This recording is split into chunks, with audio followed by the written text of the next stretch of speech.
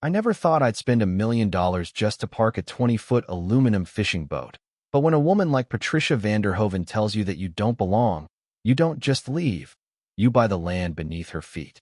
See, to Patricia, that boat was an eyesore, a piece of white trash debris cluttering up her pristine, manicured kingdom. But to me, it was the only thing keeping my 12-year-old daughter from drowning in grief. So when Patricia declared war on my boat, she didn't realize she was declaring war on a man who had nothing left to lose and a bank account big enough to burn the whole village down just to warm his hands. My name is Mason Clark, and 6 months before the Great Boat War of Willow Creek Estates, I was sitting in a lawyer's office in Seattle, signing over the cybersecurity firm I'd spent 15 years building from a basement server room into a global heavy hitter. The check they slid across the mahogany table had enough zeros to make your head spin, the kind of money that's supposed to fix everything. But it couldn't fix the one thing that mattered because my wife, Elena, wasn't there to see it. Elena had passed away 18 months prior, a brain aneurysm that struck without warning on a Tuesday afternoon while she was folding laundry, and just like that, the color drained out of the world. My daughter, Lily, who used to be this ball of sunshine and bad knock-knock jokes, turned into a ghost, haunting the hallways of our old house. And I knew we couldn't stay there, surrounded by the memories of a life that was gone. So I took the buyout money, and I looked for a fresh start. We found Willow Creek Estates, a gated community about an hour outside the city, the kind of place where the oak trees look like they were placed by a set designer, and the lawns are so green they look fake. It seemed safe, it seemed quiet, and most importantly, it had a private lake. Elena loved the water. She grew up fishing with her dad, and she always talked about teaching Lily how to cast a line, how to be patient, how to appreciate the silence. So buying a house on the water felt like keeping a promise. I bought the second biggest house in the neighborhood, a sprawling colonial that felt too big for just the two of us. But Lily liked the bay window in her room, so I signed the papers without reading the 3-inch binder of Homeowners Association bylaws, because, honestly, I was too busy trying to figure out how to be a single dad to worry about mailbox paint codes. That was my first mistake, and probably my biggest. We moved in during late spring, and for a few weeks, things were okay. The neighbors waved from a distance, the kind of polite, closed-lip smiles that say, "You're welcome here as long as you stay quiet." But I didn't mind the distance because I was focused on my surprise for Lily. I found an old 1998 tracker boat, nothing fancy, just a solid aluminum fishing vessel with a reliable motor. I spent 3 weeks restoring it in a rented garage nearby, painting the hull a deep navy blue and stenciling the name Elena's Drift on the side in white script. When I towed it into our driveway that Saturday morning, the look on Lily's face broke me in the best way possible. It was the first time in a year and a half that I saw her eyes actually light up, the first time she didn't look like she was carrying the weight of the world. "Can we go now, Dad?" she asked, bouncing on the balls of her feet, clutching the tackle box her mom had left her. "First thing tomorrow," I promised. "We need to get the life jackets and the registration sorted, but she's all ours." We spent that evening sitting in the boat right there in the driveway, eating pizza out of the box, pretending we were floating in the middle of the ocean, and for a few hours, we were happy. And then, the Mercedes arrived. It was a silver S-Class, polished to a mirror shine, and it pulled into the bottom of my driveway like it owned the concrete. Out stepped Patricia Vanderhoven, a woman in her late 50s who looked like she had been vacuum-sealed into her beige pantsuit, her hair sprayed into a helmet of blonde defiance that wouldn't move in a hurricane. "Good evening," she said, walking up the driveway, her heels clicking a rhythm that sounded suspiciously like a countdown timer. "I'm Patricia, the HOA president. I don't believe we've had the pleasure." I wiped the pizza grease off my hand and reached out. "Mason Clark. And this is Lily. Nice to meet you." She didn't take my hand. She was looking past me, staring at the boat with an expression you usually reserve for roadkill. "Mr. Clark," she said, her voice dripping with that fake southern sweetness that's actually venom in disguise. "Welcome to Willow Creek. I'm sure you're still getting settled, so you probably haven't had time to review the community covenants, but we have strict regulations regarding recreational vehicles." She said recreational vehicles the way you'd say infectious diseases. "Oh, the boat," I said, patting the hull. "Yeah, we're taking it down to the marina in a couple of days. I just wanted to surprise my daughter." Patricia's smile didn't waver, but her eyes went cold. Section 9, paragraph 4 explicitly states that no watercraft, trailers, or commercial vehicles may be visible from the street for any period longer than 60 minutes for active loading or unloading. You've had this thing parked here for 6 hours. You're already in violation. I looked at Lily, who had stopped chewing her pizza and was shrinking back into the seat. Look, Patricia, I said, trying to keep my voice level. It's Saturday night. The marina office is closed. I can't move it until Monday. Surely we can make an exception for a new neighbor? Exceptions are the first step toward anarchy, Mr. Clark, she said, pulling a pre-printed notepad out of her purse.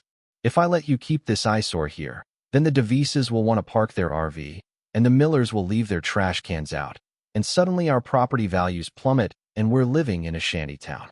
You have until 8 a.m. tomorrow to remove it, or fines will accrue at $500 a day. She slapped a bright orange sticker on the pristine navy blue hull of Elena's Drift and walked back to her Mercedes without looking back. I peeled the sticker off, leaving a gummy residue on the fresh paint, and I told Lily not to worry about it, that it was just a misunderstanding, but deep down, the hair on the back of my neck was standing up because I've been in boardrooms with sharks, and I know when someone is looking for blood. I moved the boat to a storage lot 10 miles away the next morning, costing me valuable time with Lily, but I thought that would be the end of it. I was wrong. Over the next month, Patricia unleashed hell. I got cited because my grass was a quarter-inch too high. I got cited because my garbage cans were visible from the side of the house. I got cited because I installed a basketball hoop for Lily in the driveway. Apparently, fixed athletic structures were forbidden. It wasn't just enforcement, it was persecution. I found out from my neighbor, a gruff old guy named Russo who spent his days smoking cigars on his back porch, that Patricia had done this before. She targets the new money. Russo told me one evening, leaning over the fence. She thinks this neighborhood should be old aristocracy, people with last names that appear on library wings. You're a tech guy. You wear hoodies. You drive a truck. To her, you're the help that got lucky. Russo told me she had driven out a young family the year before, just by harassing them until they broke, and that's when I realized this wasn't about rules, it was about control. The breaking point came 2 months in. Lily had finally started making a friend, a girl down the street, and they wanted to have a sleepover. I set up a tent in the backyard, just a simple camping tent so they could sleep under the stars. At 10 p.m., while the girls were giggling and using flashlights, a security patrol car rolled up, hired by the HOA, with flashing lights. The guard told me he had a direct order from the president to shut down the unauthorized temporary dwelling in the backyard. I watched Lily cry that night, humiliated, her friend calling her parents to come pick her up because they were scared, and that's when the sadness in me turned into something else. It turned into a cold, hard, diamond-sharp rage. I didn't get mad. I got busy. I started attending the HOA meetings, sitting in the back, taking notes. I hired a forensic accountant, an old buddy from my business days, to look into the HOA's financials, which were public record for members. And I started talking to Brenda, the terrified HOA secretary who looked like she was one typo away from a nervous breakdown. It didn't take long to find the cracks. Patricia wasn't just mean, she was corrupt. The landscaping contract for the entire neighborhood, it went to a company owned by her nephew, charging 40% above market rate. The security consulting fees, paid to a shell company registered to her address. But knowing it wasn't enough, I needed to destroy her power, not just her reputation, and to do that, I needed leverage. Russo called me on a Tuesday afternoon, his voice raspy with excitement. Mason, you need to check the private listings. Not Zillow, the pocket listings. Why? I asked. Because the queen is abdicating, Russo laughed. Patricia is selling. Quietly. Rumor is she's leveraged to the hilt, made some bad investments in commercial real estate that just tanked. She needs cash fast, and she's trying to sell her house before the bank notices she's underwater. I pulled up the listing. There it was. 14, Oakview Lane. The epicenter of evil. A sprawling estate right at the entrance of the neighborhood, listed for $1.2 million. She wanted a quick sale. She wanted discretion. She didn't want the neighbors to know she was broke. I called my lawyer, David, a man who enjoys loopholes more than he enjoys oxygen. David, I said, I want to buy a house. But I don't want the seller to know it's me until the ink is dry. Easy, David said. We set up a blind trust or an LLC. What's the name? I looked at the picture of my wife on my desk. Call it Driftwood Holdings. We made an all-cash offer, full asking price, no inspection contingencies. It was the kind of offer that smells like a miracle to a desperate person. But David slipped in one very specific clause into the contract, deep in the fine print of the addendums. Clause 14b. Buyer is granted early access and possession for the purpose of storage and renovation measurements 48 hours prior to final closing, upon deposit of funds into escrow. Basically, once the money was in the bank, the house was technically under my control 2 days before the deed officially transferred. Patricia signed it.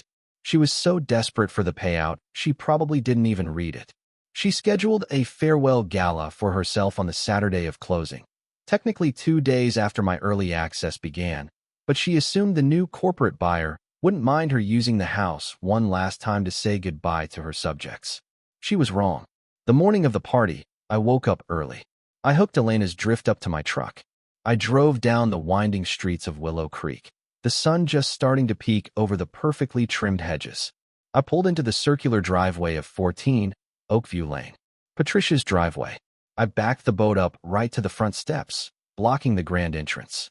I unhooked the trailer, lowered the jack stand, and parked my beat-up, slightly dented, beautiful fishing boat right in the center of her universe. Then, I set up a lawn chair next to it, poured a cup of coffee from a thermos, and waited. At 9 a.m., the florists arrived for the party. They looked at the boat, looked at me, shrugged, and started setting up roses around the trailer. At 10 a.m., Patricia arrived. She had been staying at a hotel while staging the house. She pulled up in her Mercedes, saw the boat, and nearly drove into a magnolia tree. She stormed out of the car, her face a shade of purple that I didn't think occurred in nature. "What is this?" she screamed, her voice cracking. "What is this trash doing in my driveway on the day of my gala? Move it. Move it now, or I will have you arrested." I took a sip of coffee. "Morning, Patricia. Can't move it. Engine trouble." "I don't care if it's on fire," she shrieked. "This is private property. You are trespassing." She pulled out her phone and dialed the police. "Yes, this is Patricia Vanderhoven. I have an intruder. He's hostile. He's blocked my home with a vehicle. Send everyone." The neighbors were starting to gather now. Russo was there, grinning like a Cheshire cat. Brenda the secretary was there, looking nervous but hopeful. They stood on the sidewalk, watching the meltdown. 2 squad cars pulled up, lights flashing. Out stepped Officer Miller, a guy I'd actually gone fishing with a few times. He looked at me, looked at the boat, and tried to hide a smile. "Mason," Officer Miller nodded. "Ms. Vanderhoven says you're trespassing." "He is," Patricia yelled, pointing a shaking finger at me. "Arrest him. Impound this boat." "Officer," I said calmly, reaching into my jacket pocket. "I'm afraid there's a misunderstanding regarding the ownership of this property." I handed him the contract, highlighted at Clause 14b, and the confirmation from the escrow agent that the funds had cleared. Officer Miller read it. He looked at the address. He looked at Patricia. "Ms. Vanderhoven," Miller said, "according to this, Driftwood Holdings has legal possession of this property as of yesterday morning." "So what?" she snapped. "I don't know who Driftwood Holdings is." "I do," I said, standing up. "I am Driftwood Holdings." The silence that fell over that driveway was heavier than lead. Patricia froze. Her eyes darted from me to the contract to the neighbors watching. "You," she whispered. "You bought my house." "I did," I said.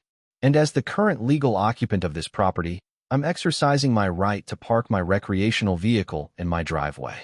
Furthermore, Patricia, you are trespassing. I didn't authorize a party on my premises."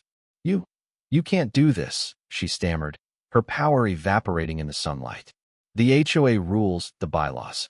"Oh, I read the bylaws," I interrupted. "Section 12 allows for temporary variances during ownership transition." "I'm in transition, Patricia." Then, I turned to the crowd. I saw Brenda standing there, clutching a folder. "And while we're talking about rules," I said, raising my voice so everyone could hear, "I think Brenda has something she wants to share about the landscaping contracts and the security fees." Patricia whipped around to look at Brenda. "Don't you dare," she hissed. But Brenda, sweet, timid Brenda, stepped forward. "I have the emails, Patricia. I have the bank transfers. I sent them all to the board members this morning." The murmur in the crowd turned into a roar. The neighbors, the people Patricia had bullied and fined and shamed for years, started closing in. It wasn't violent, but it was final. They knew. Patricia looked around, realizing she was alone. The party guests, her supposed friends, were backing away, whispering, looking at her with disgust. She turned back to me, tears of rage streaming down her face. "You ruined everything," she spat. "You think you won? You're stuck with this house. You're stuck in this neighborhood." "Actually," I said, "I have big plans for this house." Patricia got in her Mercedes and drove away under the watchful eye of Officer Miller. She didn't even pack the last box of her things from the garage. The aftermath was swift. With the evidence Brenda provided, the HOA board was dissolved and re-elected. Russo became the interim president, and his first act was to abolish the aesthetic conformity rules. But the real victory wasn't the house or the coup. It was what happened a week later. I met with Patricia one last time at her lawyer's office. She was facing potential fraud charges for the HOA embezzlement, and she was terrified. "I'm willing to drop the civil suit regarding the funds," I told her, "and I won't press charges for the harassment." "What do you want?" she asked, looking 10 years older than she had the week before. "I want you to sign a document stating you will never serve on an HOA board, anywhere, ever again. And I want you to leave the state." She signed it. As for the house, I didn't live in it. I didn't rent it. I donated it. I transferred the deed to a nonprofit organization that provides transitional housing and vacations for families who have lost a parent. We named it the Elena House. The first family moved in 2 months later, a young widow with 2 little boys. I walked by one evening and saw them fishing off the dock in the backyard, laughing, and for the first time since Elena died, the knot in my chest fully unraveled. Lily and I still live in our house down the street. We take Elena's drift out every weekend. The neighborhood is different now. The grass is a little longer, there are basketball hoops in half the driveways, and sometimes, people leave their trash cans out until Tuesday morning. And it's beautiful. It's funny how life works. Patricia thought she was protecting the value of the neighborhood, but she didn't understand what value actually means. Value isn't in the property assessments or the manicured hedges. Value is in the community. It's in the freedom to live your life without fear of a tyrant with a clipboard. Sometimes, you have to break the rules to fix the game. And sometimes, the best place to park your boat is right in the middle of your enemy's defeat. So, I have to ask, was I too harsh?